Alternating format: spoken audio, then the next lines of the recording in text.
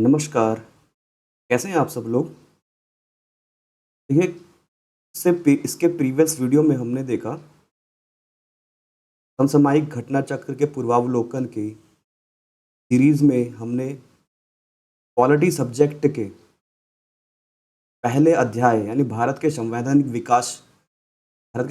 विकास के बारे में व्याख्यात्मक प्रश्न वगैरह देखे हमने और ये देखा कि भारत के संवैधानिक विकास को 2 भागों में बाँटा गया है।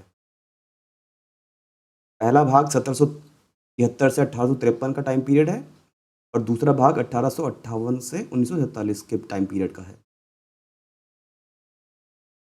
यानी पहला भाग है कंपनी के शासन हेतु पारित अधिनियम वाला, जिसमें जो भी अधिनियम ईस्ट इंडिया कंपनी लेके आई, उसमें क्या-क्या प्रश्न उत्तर बने हमारे एग्जाम के पॉइंट ऑफ व्यू से, वो हमने देखा।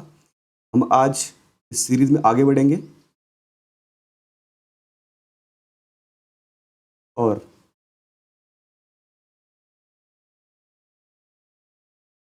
देखेंगे ब्रिटिश ताज के शासनाधीन पारित अधिनियम। ब्रिटिश ताज के शासनाधीन पारित अधिनियम अर्थात वो अधिनियम जो ब्रिटेन की संसद लेके आई डायरेक्टली, जब भारत का शासन ब्रिटेन ब्रिटेन के ताज के अधीन हो गया। चलिए शुरू करते हैं। ब्रिटिश ताज के शासनाधीन पारित अधिनियम में देखेंगे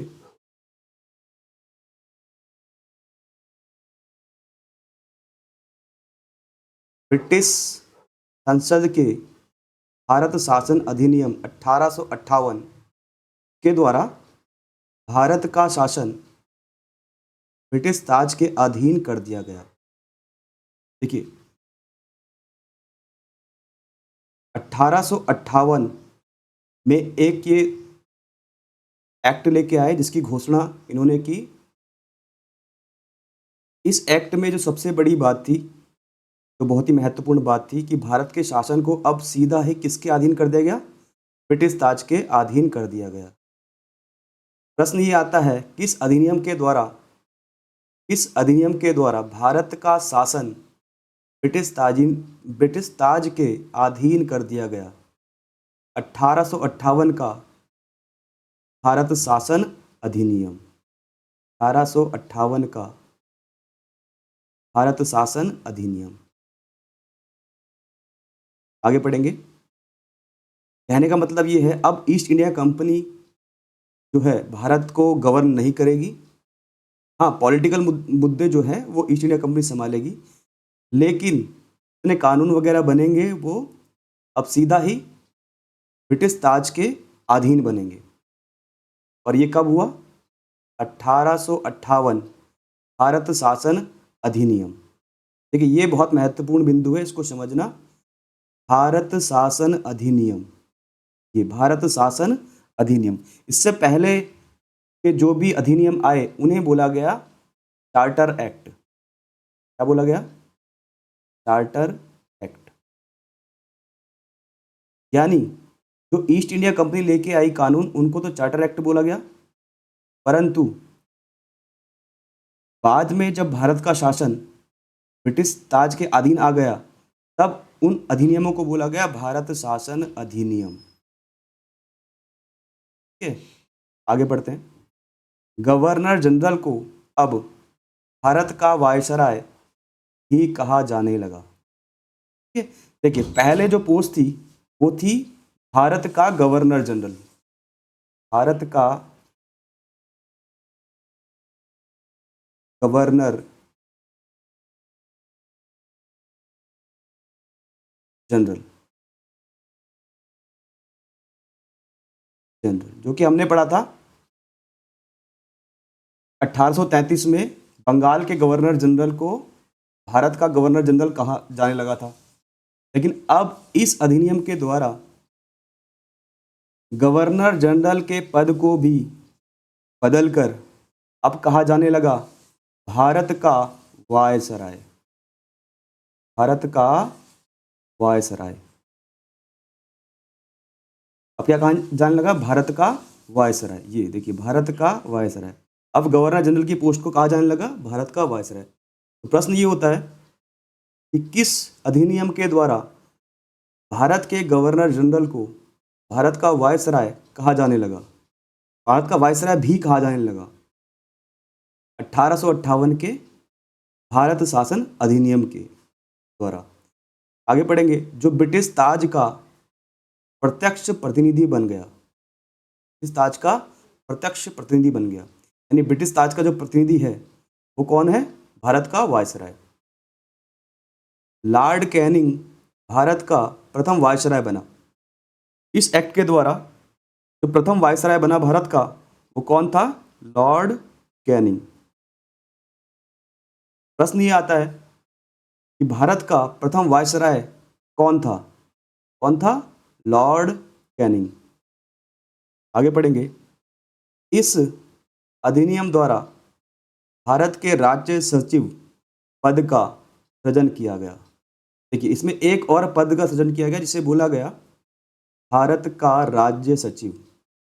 ये बहुत ही महत्वपूर्ण बिंदु है कि भारत के गवर्नर जनरल को भारत का वायसराय भी बोला जाने लगा, और एक पद और इन्होंने सृजित किया जो भारत के राज्य सचिव का था, जिसमें भारतीय प्रशासन पर संपूर्ण नियंत्रण की शक्ति निहित थी। अर्थात ये जो राज्य सचिव है, ये इसके पास भारत के शासन की संपूर्ण शक्ति है। जो राज्य सचिव चुन के आएगा, ये सीधा ही ब्रिटिश की संसद से आएगा। ठीक है, तो ये क्या होगा? सीधा ही ब्रिटिश की संसद से चुन के आएगा और इसके पास भारत के प्रशासन का संपूर्ण नियंत्रण होगा। इसलिए बहुत ही महत्वपूर्ण पद जो है ये बना सचिव, भारत के राज्य सचिव। उसकी सहायता के लिए 15 सदस्य परिषद के गठन का प्रावधान किया गया। अब इसकी एक परिषद बनाई गई इसकी सहायता के लिए। में कितने सदस्य थे? 15 सदस्य। आगे देखेंगे। भारत परिषद अधिनियम 1861 के द्वारा कानून बनाने की प्रक्रिया में भारतीय प्रतिनिधियों को शामिल करने की शुरुआत हुई। अब यहाँ पे जो है अगला इनका जो बहुत महत्वपूर्ण अधिनियम आया, भारत परिषद अधिनियम 1861। इसमें क्या किया गया? कानून बनाने की प्रक्रिया, जो भी इनकी कानून बनाने की प्रक्रिया होगी, उसमें अब भारतीय प्रतिनिधियों को भी शामिल किया जाने लगा। प्रश्न ये आता है, इस अधिनियम के द्वारा कानून बनाने की प्रक्रिया में भारतीय प्रतिनिधियों को शामिल किया गया 1861 के भारत परिषद अधिनियम के द्वारा। आगे पढ़ेंगे। इस अधिनियम द्वारा मद्रास एवं बंबई की प्रेसिडेंसियों को पुनः विधायी शक्तियां देकर विकेंद्रीकरण की प्रक्रिया शुरुआत की गई। देखिए, बहुत इंपॉर्टेंट पॉइंट है, इसको समझेंगे। इस अधिनियम में क्या किया? जो मद्रास की और बंबई की प्रेसिडेंसियां थी, उनको जो है कानूनी शक्तियां दे दी गई। कानूनी शक्तियां दे दी गई, इसका मतलब क्या हुआ कि विकेंद्रीकरण की प्रक्रिया का जो शुरुआत हुई, यहाँ से हुई। विकेंद्रीकरण की प्रक्रिया की शुरुआत कहाँ से हुई? भारत परिषद अधिनियम 1861 से शुरू हुई। प्रश्न ये आता है कि भारत में विकेंद्रीकरण की प्रक्रिया की शुरुआत कौन से अधिनियम से की गई? 1861 के अधिनियम से। इसने वायसराय को आपातकाल में अध्यादेश जारी करने के लिए अधिकृत कर दिया। देखिए, अध्यादेश आपने सुना होगा, अध्यादेश राष्ट्रपति जारी करता है अध्यादेश, या राज्यपाल जारी करता है अध्यादेश। इसने वायसराय को एक शक्ति दी जो कि आपातकाल में अध्यादेश जारी कर सकता है। अध्यादेश का मतलब होता है कि अगर संसद का कार्य नहीं चल रहा है तो वायसराय अपनी ओर से कानून बना सकता है, इसको बोलते हैं अध्यादेश। अध्यादेश जारी करने की शक्ति कौन से आर्टिकल से शुरू हुई, कौन से अधिनियम से शुरू हुई? 1861 के अधिनियम से। आगे पढ़ेंगे। जो अधिकतम 6 माह की अवधि तक प्रभावी हो सकता था। तो जो अध्यादेश या जो कानून वायसराय बनाएगा आपातकाल की स्थिति में वो कितने महीने तक रह सकता है? 6 महीने की अवधि तक। आज भी वही है। आगे देखेंगे, भारत परिषद अधिनियम 1892 के माध्यम से केंद्रीय और प्रांतीय विधान परिषदों में अतिरिक्त गैर सरकारी सदस्यों की संख्या बढ़ा दी गई। देखिए, इसमें जो केंद्रीय और प्रांतीय विधान परिषद थी, उसमें जो अतिरिक्त जो सदस्य थे उनकी संख्या बढ़ा दी गई। यानी कि जो इनकी परिषद है उसको उसको क्या कर रहे हैं, ये बड़ा कर रहे हैं। कौन से अधिनियम में किया ये? 1892 के अधिनियम में। आगे पढ़ेंगे,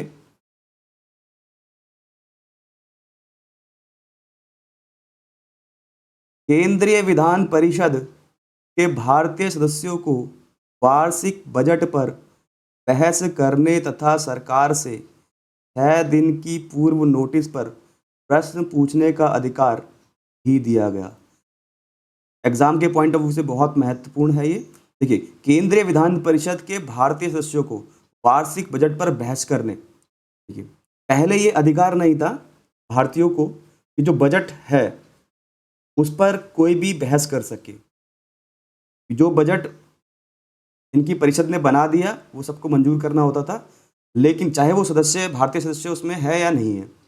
परंतु अब जो केंद्रीय विधान परिषद है उसमें भारतीय सदस्य वार्षिक बजट पर बहस कर सकते थे। प्रश्न ये आता है, कौन से अधिनियम के द्वारा केंद्रीय विधान परिषद में भारतीय सदस्यों को वार्षिक बजट पर बहस करने का अधिकार दिया गया? 1892 के अधिनियम द्वारा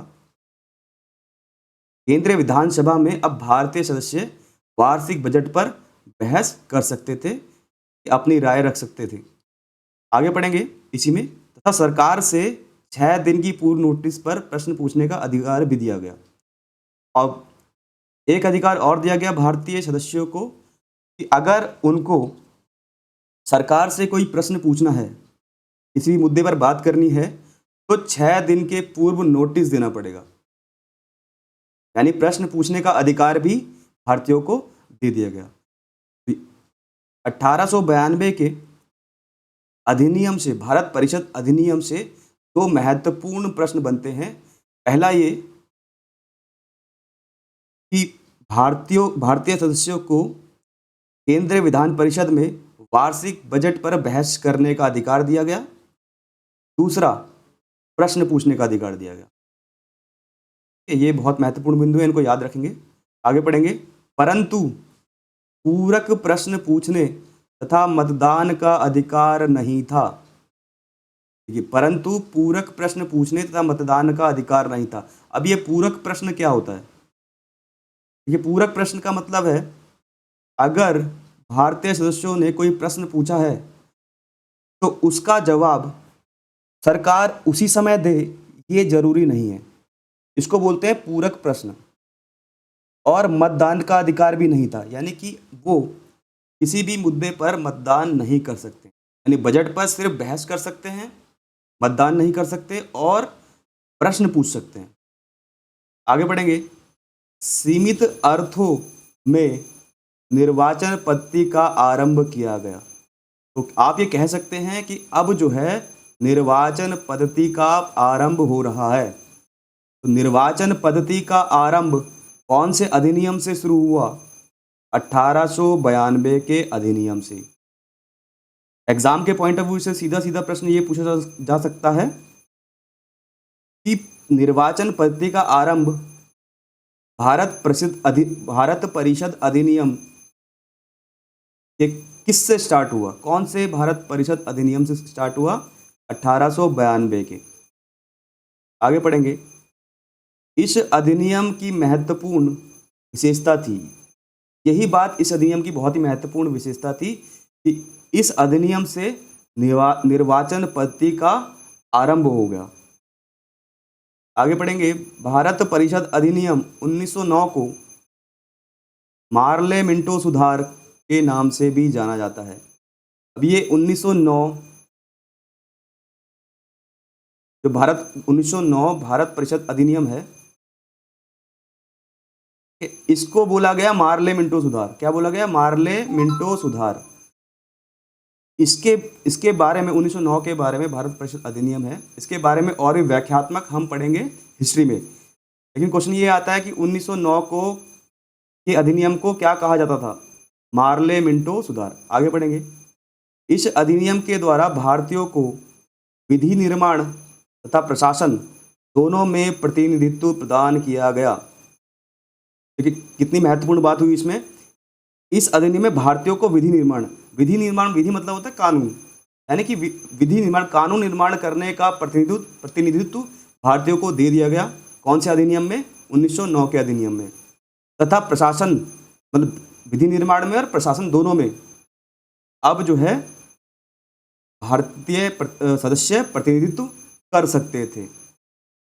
आगे बढ़ेंगे। इसके तहत वायसराय की कार्यकारी परिषद में भारतीयों को पहली बार शामिल किया गया। बहुत ही महत्वपूर्ण बिंदु है ये। 1909 के भारत परिषद अधिनियम में जो वायसराय की कार्यकारी परिषद है उसमें अब भारतीयों को भी शामिल किया जाने लगा। प्रश्न ये आता है, पहला प्रश्न ये आता है कि कौन से भारत परिषद अधिनियम के द्वारा वायसराय की कार्यकारी परिषद में भारतीयों को भी शामिल किया जाने लगा? कौन सा है? 1909।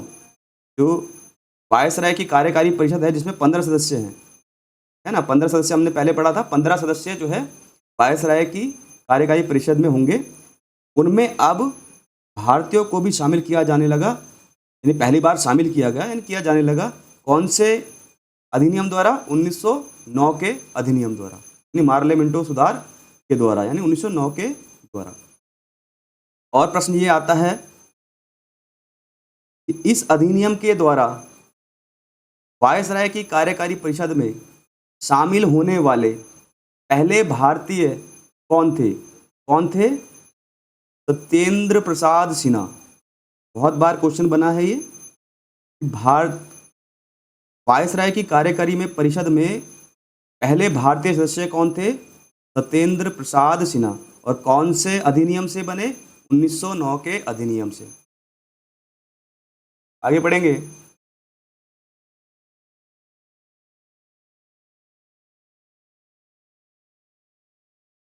इस अधिनियम ने केंद्रीय तथा प्रांतीय विधायनी शक्ति को बढ़ा दिया, यानी कि जो केंद्र में जो इनकी परिषद चल रही है और प्रांत में जो परिषद है कानून बनाने के लिए, इससे क्या हुआ? उनकी शक्तियां बढ़ गई। आगे बढ़ेंगे। परिषद के सदस्यों को बजट एवं लोकहित के विषयों की विवेचना करने, प्रस्ताव लाने तथा प्रश्न पूछने के साथ पूरक प्रश्न पूछने का अधिकार भी दिया गया। यानी कि अब जो है, पहले तो अधिकार था, पूछने का अधिकार दिया गया था, लेकिन अब 1909 के अधिनियम के द्वारा पूरक प्रश्न भी पूछ सकते हैं। अगला, इसमें पृथक निर्वाचन के आधार पर मुस्लिमों के लिए सांप्रदायिक प्रतिनिधित्व को प्रावधान किया गया। बहुत ही महत्वपूर्ण है। प्रश्न ये आता है, सर्वप्रथम किस भारत परिषद अधिनियम के द्वारा पृथक निर्वाचन की व्यवस्था की गई? कौन से अधिनियम के द्वारा? भारत परिषद अधिनियम 1909 के द्वारा। पृथक निर्वाचन का मतलब होता है कि जैसे मुस्लिमों के लिए एक अलग से निर्वाचन किया गया, ठीक है, तो इसको आप सांप्रदायिक प्रतिनिधित्व भी कह सकते हैं। या प्रश्न ऐसे भी आ सकता है कि किस अधिनियम के द्वारा मुस्लिमों के लिए सर्वप्रथम पृथक निर्वाचन की व्यवस्था की गई? तो 1909 के अधिनियम के द्वारा। इसीलिए ये अधिनियम बहुत ही महत्वपूर्ण बन जाता है। आगे पढ़ेंगे, यानी निर्वाचन में भी जो है विभाजन की स्थिति इन्होंने पैदा कर दी। आगे पढ़ेंगे। भारत शासन अधिनियम 1919 को मॉन्टेग्यू चैम्सफोर्ड सुधार के नाम से भी जाना जाता है। अब आता है अगला बहुत ही महत्वपूर्ण अधिनियम है 1919 का। 1919 के अधिनियम को मॉन्टेग्यू चैम्सफोर्ड सुधार भी कहते हैं। इस अधिनियम के द्वारा पहली बार प्रत्यक्ष चुनाव प्रणाली अपनाई गई। इस अधिनियम के द्वारा प्रथम बार प्रत्यक्ष चुनाव प्रणाली अपनाई गई भारत शासन अधिनियम 1919 के द्वारा या फिर मॉन्टेग्यू चैम्सफोर्ड सुधार अधिनियम के द्वारा। सांप्रदायिक आधार पर निर्वाचन प्रणाली का विस्तार करते हुए इसे सिखों, भारतीय ईसाइयों, आंग्ल भारतीयों तथा यूरोपियों के लिए भी लागू कर दिया गया। देखिए, हमने पहले पढ़ा 1909 में। 1909 में जब पृथक निर्वाचन किया तो सिर्फ किसके लिए किया? मुस्लिमों के लिए। मुस्लिमों के लिए पृथक निर्वाचन की व्यवस्था की गई। लेकिन 1919 के अधिनियम में सांप्रदायिक प्रतिनिधित्व का इन्होंने विस्तार करते हुए अब सिखों को, भारतीय ईसाइयों को, आंग्ल भारतीयों को और यूरोपियों को के लिए भी पृथक निर्वाचन की व्यवस्था कर दी गई। अर्थात ये सांप्रदायिक तौर पर निर्वाचन की व्यवस्था को का पृथक्करण कर रहे हैं। आगे पढ़ेंगे। इस अधिनियम द्वारा पहली बार केंद्र में द्विसदनीय व्यवस्था स्थापित की गई। प्रश्न ये आता है कि कौन से अधिनियम द्वारा केंद्र में द्विसदनीय व्यवस्था की गई, यानी 2 सदन होंगे केंद्र में, जैसे कि लोकसभा, राज्यसभा इस समय है। तो ये की गई 1919 के अधिनियम द्वारा। बहुत महत्वपूर्ण प्रश्न है, कौन से अधिनियम द्वारा या कौन से भारत शासन अधिनियम द्वारा केंद्र में द्विसदनीय व्यवस्था की स्थापना की गई या स्थापित की गई? 1919 के अधिनियम द्वारा। ठीक है, केंद्र में द्विसदनीय व्यवस्था। आगे पढ़ेंगे। इस अधिनियम के द्वारा सभी विषयों को केंद्र तथा प्रांतों में बांट दिया गया। अब जितने भी विषय हैं, जो भी शक्तियां हैं, उसको केंद्र में और प्रांत में बांट दिया गया। जैसे कि आज सेंटर में और स्टेट में होता है, यानी कि केंद्र में और राज्य में होता है। आगे पढ़ेंगे। प्रश्न ये बनता है कि किस अधिनियम के द्वारा विषयों को केंद्र में और प्रांतों में बांटा गया? ये बांटा गया 1919 के अधिनियम के द्वारा।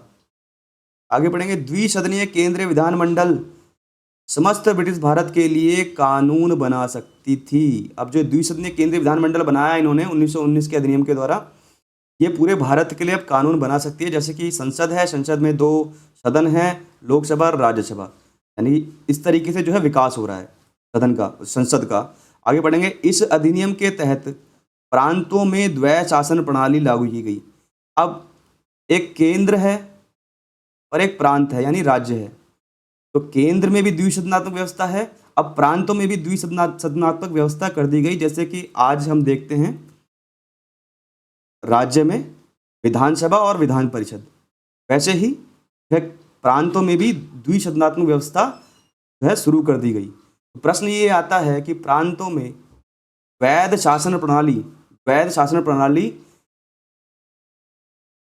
किस अधिनियम के द्वारा प्रारंभ की गई? 1919 के अधिनियम के द्वारा। आगे पढ़ेंगे। प्रांतीय विषयों को 2 भागों में आरक्षित तथा हस्तांतरित विषयों में बांटा गया। देखिए, 2 विषय में बांट दिया, विषयों को 2 भागों में बांट दिया। एक तो आरक्षित होंगे और हस्तांतरित होंगे।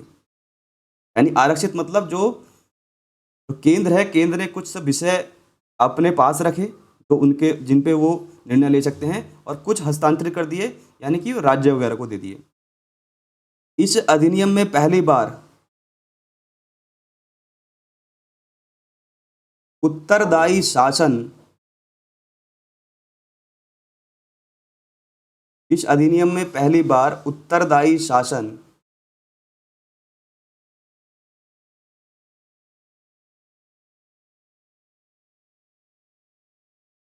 शब्द का इस अधिनियम में पहली बार उत्तरदायी शासन शब्द का प्रयोग किया गया। कौन से अधिनियम में प्रथम बार उत्तरदायी शब्द का प्रयोग किया गया? 1919 के भारत शासन अधिनियम के द्वारा। इसके अंतर्गत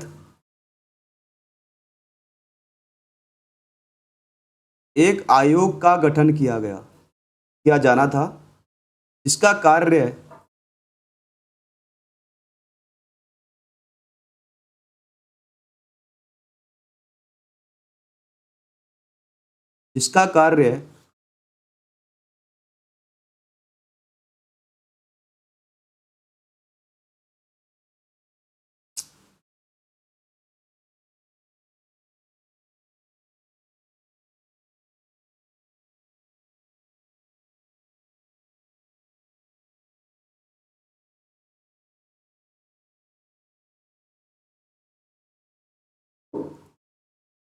इसके अंतर्गत एक आयोग का गठन किया जाना था जिसका कार्य 10 वर्ष बाद इस अधिनियम की समीक्षा करने के बाद अपनी रिपोर्ट प्रस्तुत करना था। यानी एक आयोग बनाया गया जो 10 वर्ष तक इस अधिनियम की समीक्षा करेगी, इस अधिनियम के अंदर जो कानून बनाए गए वो सही है या नहीं है। भारत शासन अधिनियम 1935 द्वारा सर्वप्रथम भारत में संघात्मक सरकार की स्थापना की गई। क्योंकि भारत शासन अधिनियम 1935 बहुत ही महत्वपूर्ण है। 1935 के अधिनियम में भारत में एक संघात्मक सरकार की स्थापना की गई। देखिए, प्रश्न ये आता है कि कौन से अधिनियम के द्वारा भारत में संघात्मक सरकार की व्यवस्था की गई। भारत शासन अधिनियम 1935 के द्वारा। और इस अधिनियम द्वारा प्रांतों में द्वैध शासन समाप्त करके केंद्र में द्वैध शासन प्रणाली लागू की गई। यानी प्रांतों में द्वैध शासन समाप्त कर दिया गया और केंद्र में द्वैध शासन की जो प्रणाली है वो शुरू कर दी गई। ये समझने वाली बात है। प्रश्न ये आता है कि कौन से अधिनियम के द्वारा प्रांतों में द्वैध शासन समाप्त किया गया। 1935 के अधिनियम के द्वारा। और दूसरा प्रश्न ये आता है, इस अधिनियम के द्वारा केंद्र में द्वैध शासन प्रणाली लागू की गई। तो 1935। दो प्रश्न आते हैं। पहला प्रश्न ये आता है कि प्रांत में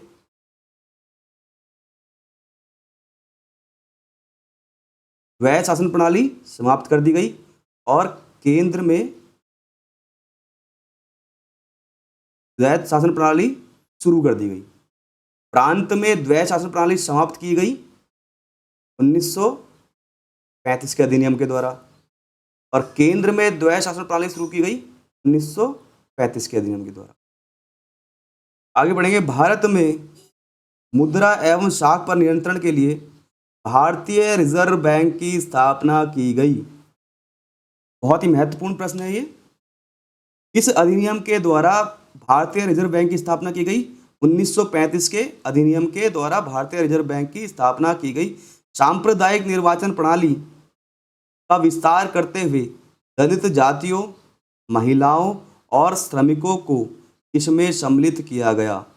देखिए, ये सांप्रदायिक निर्वाचन प्रणाली का विस्तार कर रहे हैं। पहला अधिनियम लेके आए 1909 में, दूसरा 1919 में और तीसरा 1935 में। यहाँ पे समझेंगे तीनों अधिनियम में। 1909 में सर्वप्रथम इन्होंने जो है मुस्लिमों के लिए पृथक निर्वाचन की व्यवस्था की। 1919 में सिखों के लिए, आंग्ल भारतीयों के लिए और ईसाइयों के लिए, इन सभी के लिए जो है इन्होंने पृथक निर्वाचन की व्यवस्था करी। और 1935 में जो बचे थे उनको भी बांट दिया निर्वाचन में, जैसे दलित जातियों को, महिलाओं को और श्रमिकों को। ठीक है, तो इस तरीके से इन्होंने सांप्रदायिक निर्वाचन प्रणाली की जो है विस्तार किया। तो प्रश्न ये आता है कि किस अधिनियम के द्वारा महिलाओं के लिए पृथक निर्वाचन की व्यवस्था की गई। 1935 के अधिनियम के द्वारा। या प्रश्न ये आता है, किस अधिनियम के द्वारा दलित जातियों के लिए पृथक निर्वाचन की व्यवस्था की गई। 1935 के अधिनियम के द्वारा। आगे बढ़ेंगे। इस अधिनियम के तहत वर्ष 1937 में संघीय न्यायालय की व्यवस्था की गई। देखिए, प्रश्न ये आता है कि सर्वप्रथम किस अधिनियम के द्वारा संघीय न्यायालय की व्यवस्था की गई। 1935 के अधिनियम के द्वारा संघीय न्यायालय की व्यवस्था की गई, लेकिन कब की गई। 1937 में। संघीय न्यायालय मतलब सेंटर में न्यायालय होगा जो सभी के लिए होगा। ठीक है, संघीय न्यायालय की व्यवस्था की गई 1937 में। अब यहाँ पर जो है थोड़े से कंफ्यूजन का है। एक एक्ट आया था 1773 का, 1773 का। उस एक्ट के तहत 1774 में भारतीय न्यायालय बनाया गया। ठीक है, उसमें जो है भारतीय न्यायालय बनाया गया, लेकिन यहाँ पे 1937 में जो है एक संघीय न्यायालय बनाया गया जो कि पूरे भारत के लिए होगा। तो संघीय न्यायालय की व्यवस्था कौन से एक्ट के तहत की गई, कौन से भारत परिषद अधिनियम के तहत की गई। 1935 के भारत शासन अधिनियम 1935 के। और कब की गई। 1937 में।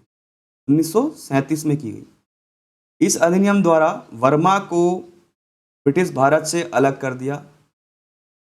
देखिए, वर्मा जो आज म्यांमार कहलाता है, तो प्रश्न ये आता है कि वर्मा को ब्रिटिश भारत से अलग कौन से अधिनियम से किया गया? 1935 के अधिनियम के द्वारा। और दो नए नए प्रांत जो कि सिंध और उड़ीसा का निर्माण हुआ, यानी सिंध और उड़ीसा का अलग से नए प्रांत बनाए गए दो। इसके तहत कुछ प्रांतों में द्विसदनात्मक व्यवस्था की गई। आगे बढ़ेंगे। भारतीय स्वतंत्रता अधिनियम, अब आता है भारतीय स्वतंत्रता अधिनियम 1947 ने 15 अगस्त 1947 को भारत को स्वतंत्र एवं संप्रभु राष्ट्र घोषित किया गया। इसके बारे में तो आप सब लोग जानते ही हैं। इसने वायसराय का पद समाप्त कर दोनों डोमेनियन राज्यों में गवर्नर जनरल का पद सृजित किया। अब जैसे ही जो है भारतीय स्वतंत्रता अधिनियम 1947 लाया गया, 15 अगस्त 1947 को भारत को स्वतंत्र एवं संप्रभु राष्ट्रीय घोषित कर दिया गया। तो जो वायसराय की पद है, ये भी जो है ब्रिटेन के जाने से ब्रिटेन की सरकार के साथ चला गया। लेकिन जो दो डोमिनियन राज्य हैं, यानी पाकिस्तान और भारत, उनमें जो है गवर्नर जनरल का पद अभी भी बना रहा। इसके अंतर्गत ब्रिटिश शाही उपाधि से भारत का सम्राट शब्द समाप्त कर दिया गया। यानी जो ब्रिटिश शाही उपाधि दी गई थी ब्रिटिश के राजा को, भारत का सम्राट, अब वो समाप्त हो गया, क्योंकि अब भारत एक स्वतंत्र और संप्रभु राष्ट्र है।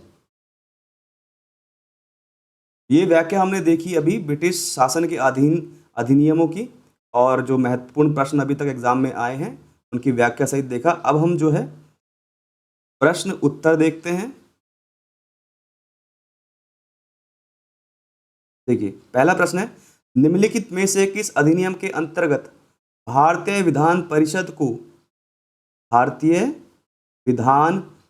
को बजट पर बहस करने की शक्ति प्राप्त हुई? भारतीय परिषद अधिनियम 1892। भारतीय परिषद अधिनियम 1892 के द्वारा जो भारतीय विधान परिषद है उसमें जो है बहस करने की शक्ति दी गई। 1892 के भारतीय परिषद अधिनियम ने विधान परिषद के कार्यों में वृद्धि की।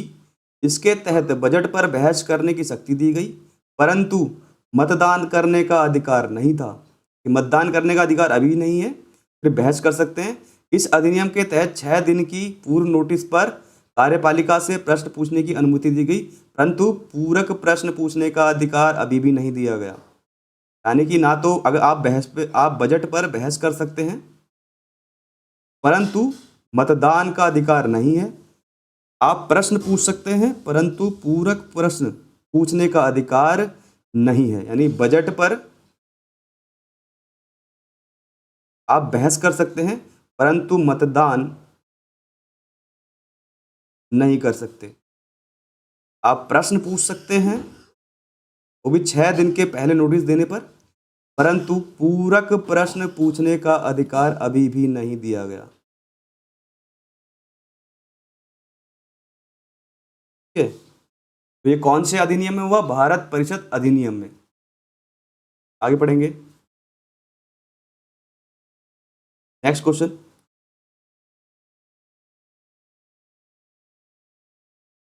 ब्रिटिश भारत में सांप्रदायिक प्रतिनिधित्व की व्यवस्था निम्नलिखित में से किस अधिनियम द्वारा की गई? देखिए, सांप्रदायिक प्रतिनिधित्व, जैसे मैंने आपको बताया, सांप्रदायिक निर्वाचन प्रणाली विस्तार करने के लिए इन्होंने 1909 में सर्वप्रथम मुस्लिमों के लिए एक पृथक निर्वाचन की व्यवस्था की। पृथक निर्वाचन की व्यवस्था की।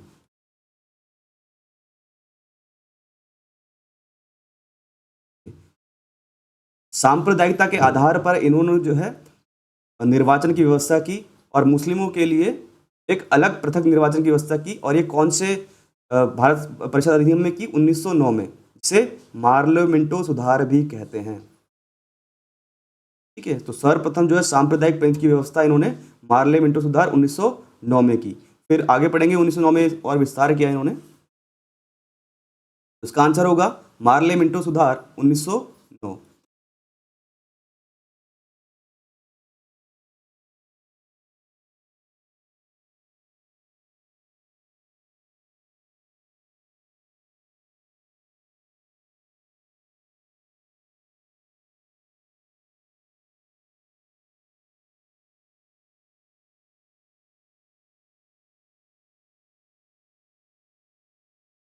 एक व्याख्या देख लेते हैं इसकी।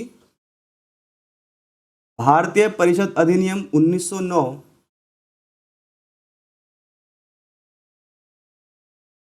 भारतीय परिषद 1909 मार्ले मिंटो सुधार द्वारा ब्रिटिश भारत में सर्वप्रथम सांप्रदायिक प्रतिनिधित्व की व्यवस्था की गई, जिसके अंतर्गत मुसलमानों के लिए पृथक निर्वाचन मंडल का प्रावधान किया गया।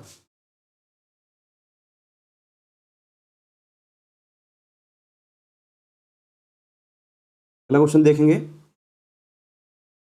निम्नलिखित में से किस एक अधिनियम द्वारा भारत में संघीय न्यायालय की स्थापना की गई? अभी पढ़ा था हमने, संघीय न्यायालय की स्थापना की गई। भारत शासन अधिनियम आया था 1935 का, और इस अधिनियम के तहत 1937 में एक संघीय न्यायालय की व्यवस्था की गई। एक संघीय न्यायालय की व्यवस्था की गई।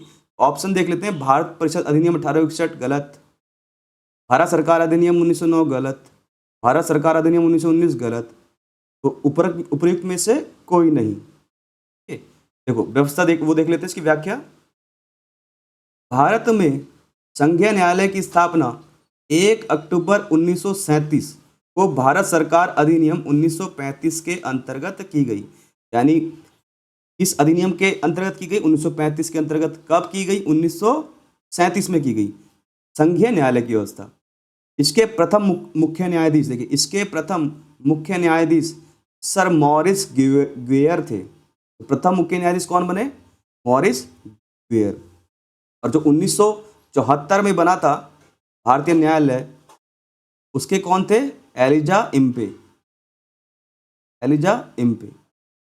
वो बना था 1973 के रेगुलेटिंग एक्ट के अंतर्गत। और कब बना था? 1974 में। यहाँ पे दो चीज़ें कन्फ्यूजन वाली हैं, ध्यान रखेंगे। और उनके जो पहले मुख्य न्यायाधीश थे एलिजा इम्पे थे, और जो संघीय न्यायालय बना वो बना 1935 के अधिनियम द्वारा, भारत परिषद अधिनियम द्वारा। और कब बना? 1937 में। ठीक है। उपयुक्त दिए गए विकल्पों में भारत सरकार अधिनियम 1935 नहीं होने के कारण विकल्प उत्तर गलत है। ठीक है, आगे देखेंगे।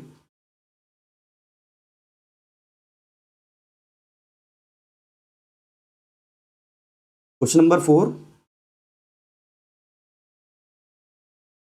भारत का संघीय न्यायालय निम्नलिखित में से किस वर्ष में स्थापित किया गया? अभी हमने देखा 1937 में। केंद्र में द्वैध शासन, केंद्र में, देखिए ध्यान रखेंगे, केंद्र में द्वैध शासन किस अधिनियम के अंतर्गत स्थापित किया गया? भारत सरकार अधिनियम 1935। हमने देखा कि केंद्र में द्वैध शासन शुरू किया गया, स्थापित किया गया 1935 में। और प्रांतों में समाप्त कर दिया गया 1935 में। यानी प्रांतों में प्रांतों में द्वैध शासन समाप्त कर दिया गया और केंद्र में द्वैध शासन शुरू कर दिया गया। इसका आंसर होगा सी। देखिए इसकी व्याख्या देख लेते हैं।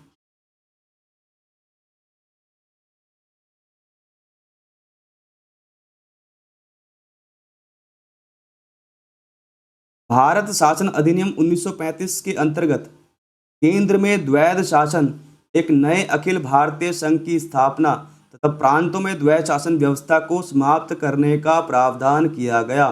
अर्थात केंद्र में तो एक द्वैध शासन शुरू किया गया 1935 अधिनियम के द्वारा, परंतु प्रांतों में समाप्त कर दिया गया। तो आगे प्रश्न ये आता है कभी कि प्रांतों में द्वैध शासन कौन से अधिनियम से समाप्त किया? 1935 के द्वारा।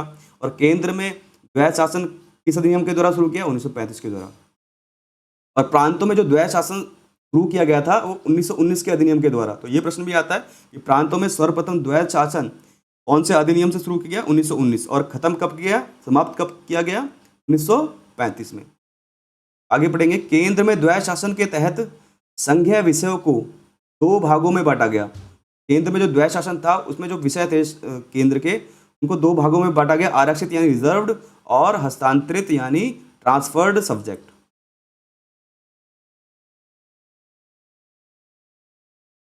क्वेश्चन नंबर 6 देखेंगे। क्वेश्चन नंबर 6, निम्नलिखित में से किस अधिनियम ने केंद्र में द्वैध शासन प्रणाली को स्थापित किया गया? फिर से वही है, 1900 भारत शासन अधिनियम 1935।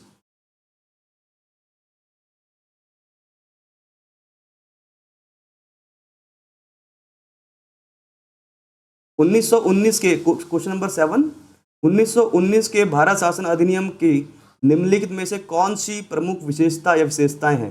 1919 का जो भारत शासन अधिनियम आया उनमें से कौन सा जो है विशेषता सही है? देखिए, पहला है प्रांतों की कार्यकारिणी सरकार में द्वैध शासन की व्यवस्था की गई, बिल्कुल सही है। प्रांतों में जो द्वैध शासन की व्यवस्था शुरू की गई वो 1919 के एक्ट के तहत शुरू की गई और 1935 में समाप्त कर दी गई। नंबर 2, मुसलमानों के लिए पृथक सांप्रदायिक निर्वाचन मंडलों की व्यवस्था की गई, ये गलत है, क्योंकि मुसलमानों के लिए जो व्यवस्था शुरू की गई थी वो 1909 में पृथक निर्वाचन की व्यवस्था शुरू की गई। 3, केंद्र द्वारा प्रांतों को विधायी शक्ति का हस्तांतरण किया गया, ये बिल्कुल सही है। केंद्र के द्वारा जो है प्रांतों को शक्तियां दी गई हस्तांतरण वाली। केंद्र में द्वैध शासन प्रणाली शुरू की गई, सॉरी, केंद्र के द्वारा जो है प्रांतों को जो कानून बनाने की शक्ति हस्तांतरित कर दी गई, कौन से अधिनियम द्वारा? 1919 के द्वारा। तो इसका आंसर सही होगा सी, केवल 1 और 3 सही है। व्याख्या देख लेते हैं।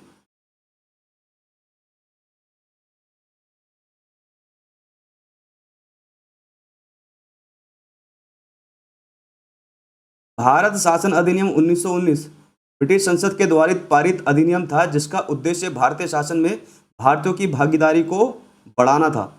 इस अधिनियम को भारत सचिव Edwin Montagu and viceroy Lord Chelmsford के कार्यकाल में पारित किया गया, इसीलिए जो इसको मॉन्टेग्यू चैम्सफोर्ड बोला गया। जो मॉन्टेग्यू थे वो तो वायसराय थे और चैम्सफोर्ड के थे,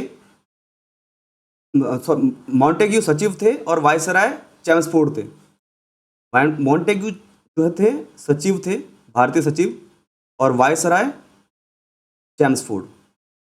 तो एक नया पद सृजित किया गया था 1858 में भारतीय सचिव का, ठीक है।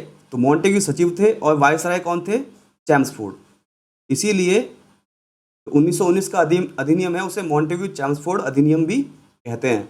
इस अधिनियम के द्वारा राज्यों में द्वैध शासन की स्थापना की गई। राज्यों में यानी प्रांतों में जो है द्वैध शासन की व्यवस्था शुरू की गई, जिसके तहत प्रत्येक राज्य में राज्य के प्रशासनिक विषय को 2 श्रेणी में बांटा गया, एक आरक्षित विषय और हस्तांतरित विषय।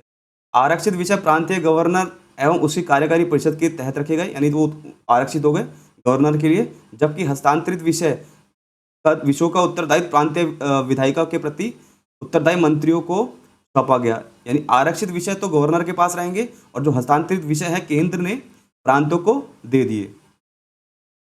साथ ही केंद्र और प्रांतों के मध्य भी शक्तियों का बंटवारा संघीय एवं प्रांतीय विषयों के रूप में किया गया। अब शक्तियों का बंटवारा भी हो रहा है, यानी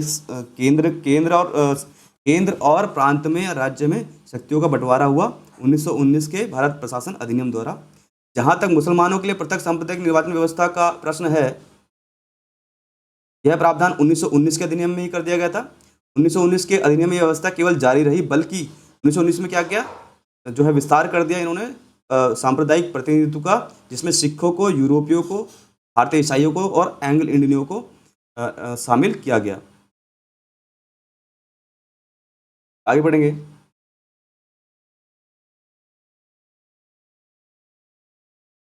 क्वेश्चन नंबर 8, निम्नलिखित में से किसने ब्रिटिश भारत में प्रांतीय स्वायत्तता शुरू की?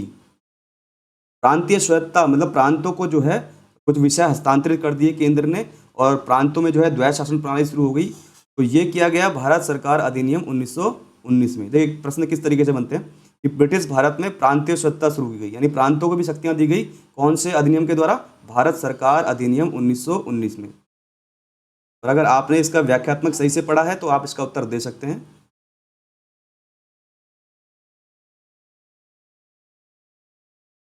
ब्रिटिश भारत में प्रांतीय स्वायत्तता की शुरुआत प्रारंभिक रूप से भारत सरकार अधिनियम 1919 से हुई, जिसे 1935 के भारत सरकार अधिनियम से विस्तारित और स्थापित किया गया। ज्ञातव्य है कि झारखंड लोक सेवा आयोग, ये आगे छोड़ दो, आगे देखते हैं। क्वेश्चन नंबर 9 देखेंगे।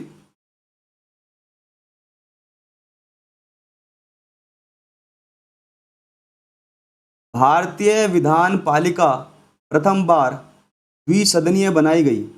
ये जो भारतीय विधान पालिका है उसको जो है द्विसदनीय बनाया गया, यानी प्रांतों में द्विसदन बनाए गए। वो कौन से अधिनियम के द्वारा बनाए गए? 1919 के भारत सरकार अधिनियम द्वारा। यानी प्रांतों में द्विसदनीय व्यवस्था कौन से भारत सरकार अधिनियम के द्वारा की गई? 1919 के भारत सरकार अधिनियम के द्वारा की गई। इसका आंसर होगा सी। ये व्याख्या देख लेते हैं इसकी। 1919 के भारत सरकार अधिनियम द्वारा केंद्र में द्विसदनीय विधान पालिका की स्थापना की गई। केंद्र में द्विसदनीय विधान पालिका की गई 1919 में। ऊपरी सदन राज्य परिषद काउंसिल ऑफ स्टेट अवधि प्रथम बैठक में 5 वर्ष कहलाता था। इस अधिनियम के द्वारा 18 के तहत इसके 60 सदस्यों में से अधिकतम 20 सदस्य सरकारी हो सकते हैं। निचला सदन केंद्रीय विधानसभा, देखिए जो ऊपरी सदन है जिसे हम आज राज्यसभा कहते हैं वो राज्य परिषद हुआ, और जो निचला सदन है, जो निचला सदन है जिसे हम लोकसभा कहते हैं वो केंद्रीय विधानसभा कहा जाता था उसमें। इसकी अवधि प्रथम में 3 साल थी। ये इतना इंपॉर्टेंट नहीं है। भारत सरकार अधिनियम 1919 की धारा 19 के तहत इसमें बोलते हैं 40 सदस्य होगा, 40 में। ये इतना एग्जाम के पॉइंट ऑफ व्यू से इंपॉर्टेंट नहीं है।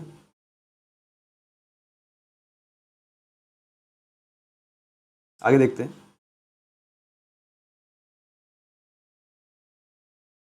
क्वेश्चन नंबर 10, केंद्र में कौन सा एक्ट द्विसदनीय विधायिका लाया? ये फिर से वही आ गया कि केंद्र में द्विसदनीय विधायिका कौन लेके आया? 1919 का एक्ट लेके आया केंद्र में, और इसमें जो है 2 सदन बनाए गए। एक तो विधान परिषद हुआ, विधान परिषद, और दूसरा हुआ केंद्रीय विधानसभा।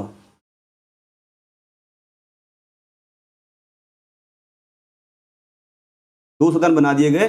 कौन से एक्ट में? 1919 के एक्ट में। देखिए विधान परिषद मतलब राज्यसभा और केंद्रीय विधानसभा मतलब लोकसभा, यानी ये ऊपरी सदन है और ये निचला सदन है। तो इसका आंसर होगा 1919 एक्ट। अगला क्वेश्चन देखेंगे, क्वेश्चन नंबर 11।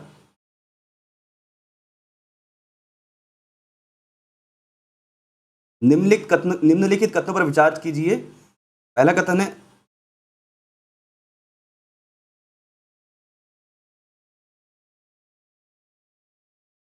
1919 के मॉन्टेग्यू चैम्सफोर्ड, देखो 1919 के मॉन्टेग्यू चैम्सफोर्ड सुधारों में 21 वर्ष से अधिक आयु की सभी महिलाओं के लिए मताधिकार की संस्तुति की गई। देखिए पहला तो ये वैसे ही गलत हो जाता है, क्योंकि 1919 में जो अलग से मताधिकार की व्यवस्था की गई वो की गई सिखों के लिए, ईसाइयों के लिए, आंग्ल इंडियनों के लिए, लेकिन महिलाओं के लिए अभी जो है मताधिकार की व्यवस्था नहीं की गई, वो 1935 में की जाएगी। तो अगला स्टेटमेंट यही कह रहा है, 1935 के गवर्नमेंट ऑफ इंडिया एक्ट में विधानमंडल में महिलाओं के लिए आरक्षित स्थानों का प्रावधान किया गया। ये कथन बिल्कुल सही है।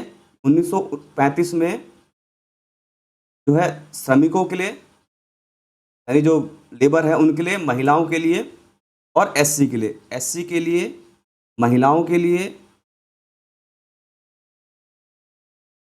और श्रमिकों के लिए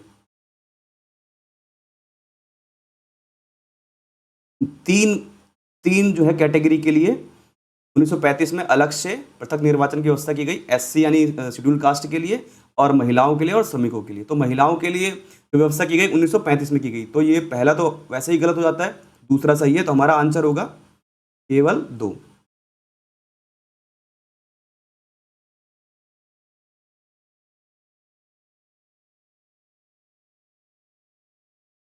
व्याख्या देख लेते हैं। मॉन्टेग्यू चैम्सफोर्ड सुधारों के रूप में अभिहित भारत सरकार अधिनियम 1919 द्वारा महिलाओं को मताधिकार प्रदान किया गया था। परंतु यह सीमित वर्गों की महिलाओं के लिए ही था और अभी सभी महिलाओं के लिए वयस्क मताधिकार पर आधारित नहीं था, यानी वयस्क मताधिकार नहीं था, ये कह रहा है व्याख्या में।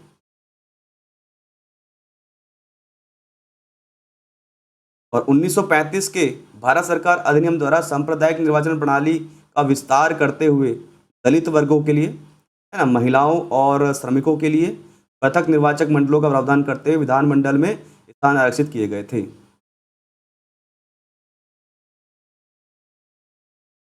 क्वेश्चन नंबर 12 देखेंगे। भारतीय सिविल सेवा के संदर्भ में निम्नलिखित कथनों में से कौन सा कथन सही है? सही है।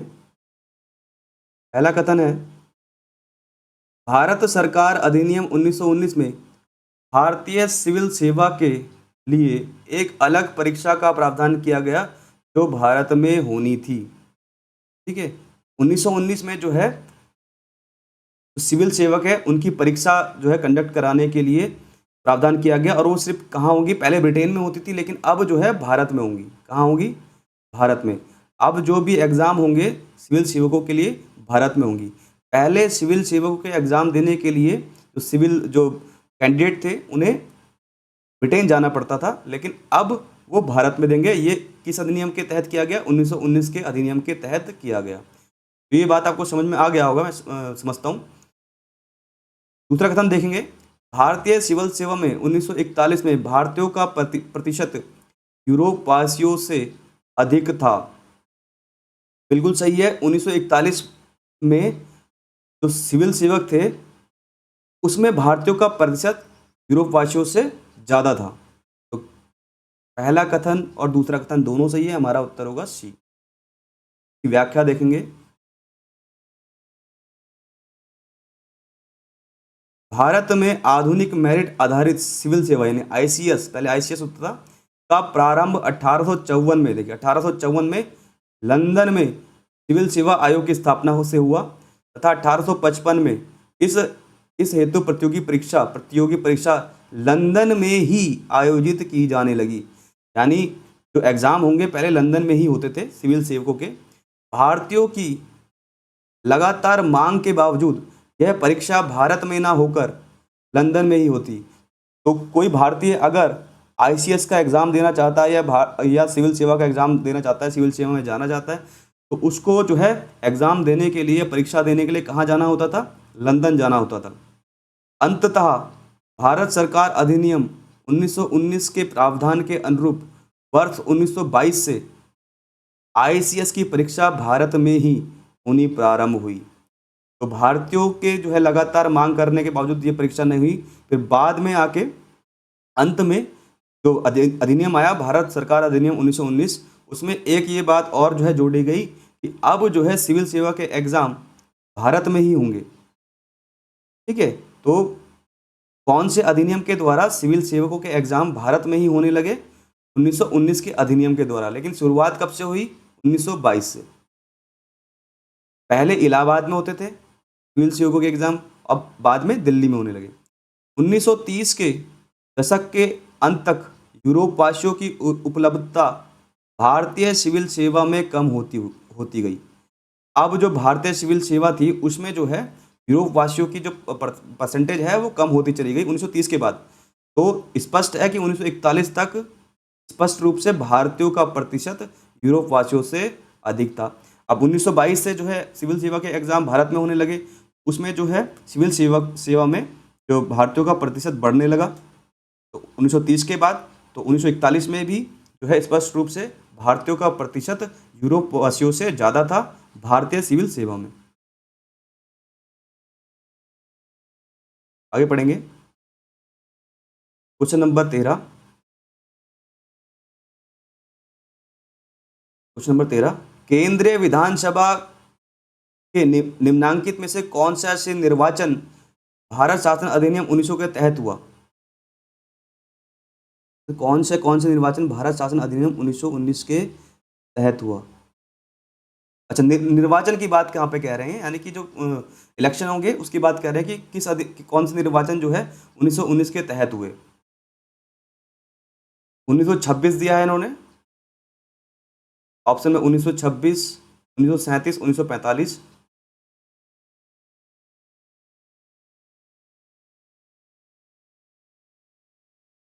ठीक है, सही उत्तर का चयन कीजिए। ठीक है, देख लेते हैं इसमें सी।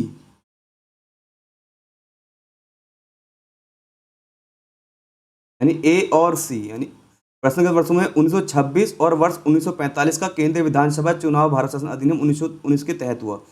तो केंद्रीय विधानसभा में जो चुनाव हुए 1919 के तहत 1926 में हुए और 1945 में हुए।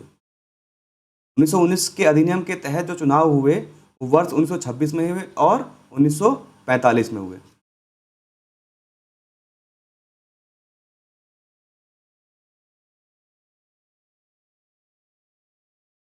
क्वेश्चन नंबर 14 देखते हैं।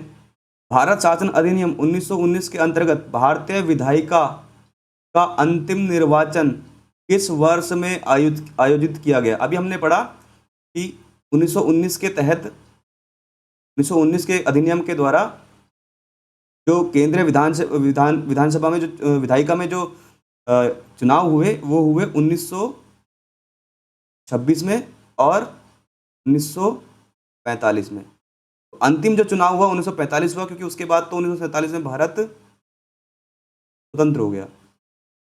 तो इसका आंसर होगा 1945। भारत शासन अधिनियम 1919 के अंतर्गत भारतीय विधायिका यानी केंद्रीय विधानसभा का अंतिम निर्वाचन जो हुआ 1945 में आयोजित किया गया था। जो अंतिम निर्वाचन हुए 1945 में हुए। क्वेश्चन नंबर 15, राष्ट्रपति की अध्यादेश निर्गत करने की शक्ति प्रेरित है। देखो इसे समझना बहुत जरूरी है इस प्रश्न को। ये कह रहे हैं जो राष्ट्रपति की अध्यादेश की शक्ति है वो कौन से अधिनियम से आई? तो हमने एक पढ़ा था वायसराय का पद। वायसराय का पद जो कि आया था 1858 के एक्ट के द्वारा। ठीक है, ठीक। तो यहाँ पे जो है कुछ अधिकार दिए गए थे, फिर इसके अधिकारों का विस्तार करते हुए 1935 में आपातकाल की स्थिति में वायसराय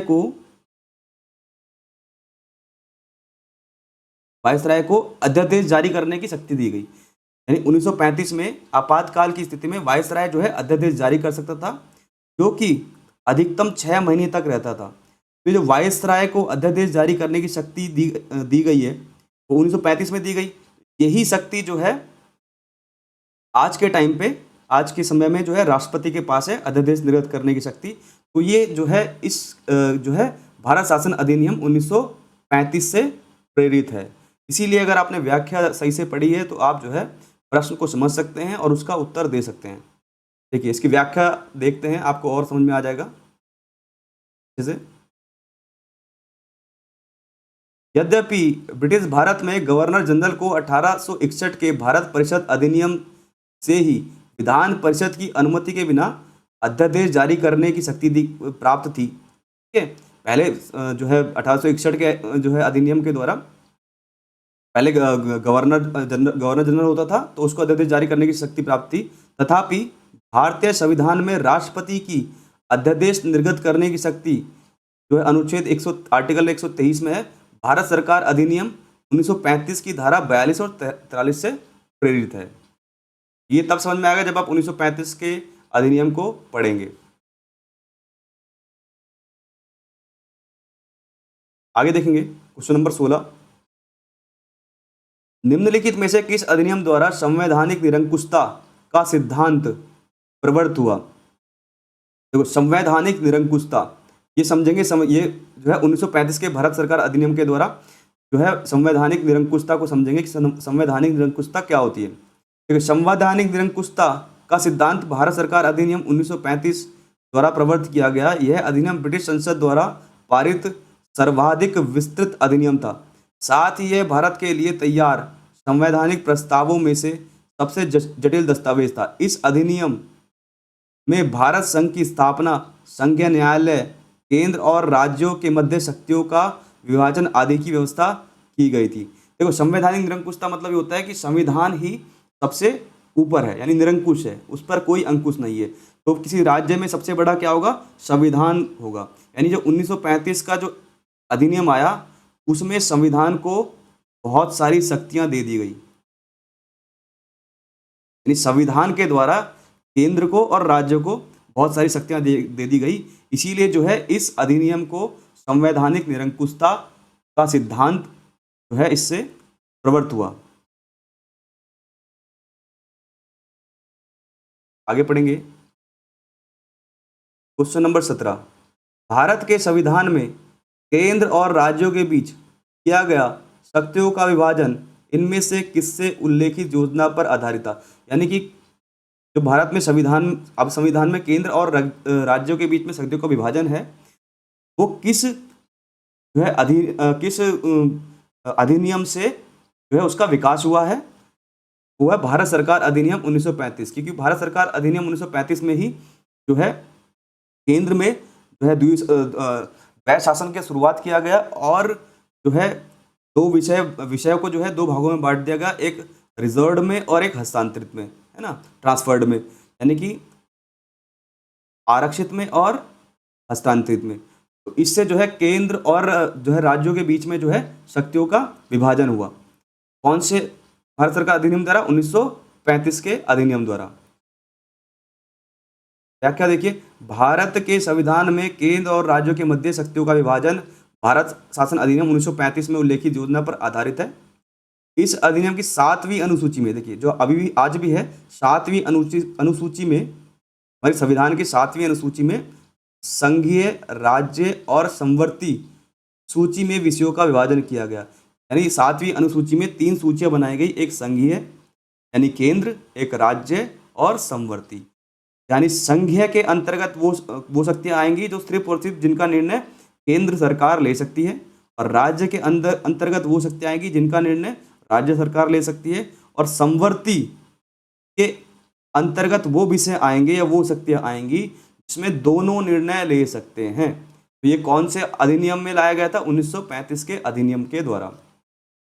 इसलिए केंद्र और राज्यों के बीच जो शक्तियों का बंटवारा हुआ वो भारत सरकार अधिनियम 1935 के द्वारा हुआ। इसके अतिरिक्त प्रांतों में द्वैध शासन समाप्त कर दिया गया, यानी प्रांतों में द्वैध शासन समाप्त किया गया और द्वैध शासन को समाप्त कर केंद्र में द्वैध शासन लागू किया गया, जो प्रांतीय स्वतंत्रता के सूत्रपात का संकेत था। इसमें एक अखिल भारतीय महासंघ स्थापित करने का प्रावधान शामिल किया गया, एक अखिल भारतीय महासंघ बनाया गया। इस संघ का निर्माण तत्कालीन ब्रिटिश भारत के प्रांतों, चीफ कमिश्नर प्रांतों एवं देशी रियासतों को मिलाकर होना था। यानी एक अखिल भारतीय महासंघ बनाया इन्होंने, उसमें जो है जो ब्रिटिश भारत के जो प्रांत थे उनको शामिल किया गया, चीफ कमिश्नर जो कमिश्नरों के प्रांत थे उनको शामिल किया गया, और जो हमारी भारतीय देशी रियासत थी उनको शामिल किया गया, मिलाकर एक अखिल भारतीय महासंघ बनाया गया 1935 में। परंतु यह व्यवस्था लागू नहीं की जा सकी, लेकिन ये लागू नहीं की जा सकी। 1935 के भारत सरकार अधिनियम द्वारा स्थापित होने वाले संघ में अवशिष्ट शक्तियां गवर्नर जनरल को प्रदान की गई थी। जो अवशिष्ट शक्तियां जो बच जाती है शक्तियां, वो किसके पास थी 1935 में? गवर्नर जनरल के पास।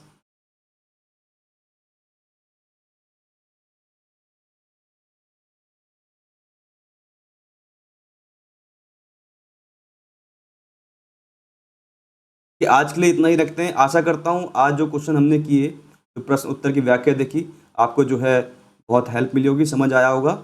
नमस्कार।